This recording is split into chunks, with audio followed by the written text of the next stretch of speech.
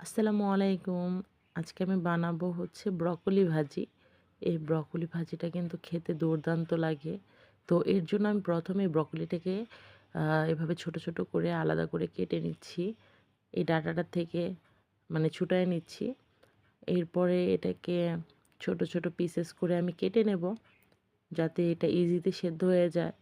আর broccoli কিন্তু সালাদ হিসেবে কাঁচাও খাওয়া যায়। এটা রান্নার কোনো প্রয়োজন নাই। এটা একটা স্বাস্থ্যসম্মত একটা খাবার। আর এটা সবসময় পাওয়া যায় না। শীতে পাওয়া যায়। তো ব্রকোলি কাটা শেষ। এখন আমি একটা আলু ছোট, ছোট পিসেস করে কেটে নেব। আলুটা দিলে ভালো লাগে, না দিলেও কোনো সমস্যা নাই। তো আলু কাটার পরে আমি সবগুলো উপকরণ একসাথে ধুয়ে নিচ্ছি। আর আজকের ভাজিটা আমি করব সরিষার তেলে। এর জন্য ফ্রাইং প্যানে আমি একটু সরিষার তেল নিয়ে নিচ্ছি আর পেঁয়াজ দিয়ে দিলাম। তো পেঁয়াজটা একটু ভাজা হলেই আমি ব্রকোলি, আলু সব একসাথে দিয়ে দিলাম। দেওয়ার পরে একটু লবণ দেব স্বাদ অনুযায়ী। আর দিয়ে দেব ১ চিমটি হলুদের গুঁড়ো, একটু কালারফুল করার জন্য। না দিলেও কোনো প্রবলেম নাই। এরপরে কিছু কাঁচামরিচ আমি মাঝখান থেকে ভেঙে, ভেঙে দিয়ে দিলাম ফ্লেভারের জন্য। এই তো হয়ে গেছে।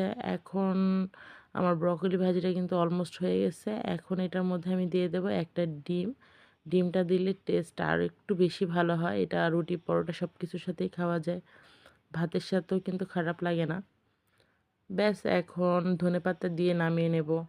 আমার রেসিপি যদি ভালো লাগে অবশ্যই আমার চ্যানেলটা সাবস্ক্রাইব করবেন। আর শেয়ার করতে কিন্তু ভুলবেন না।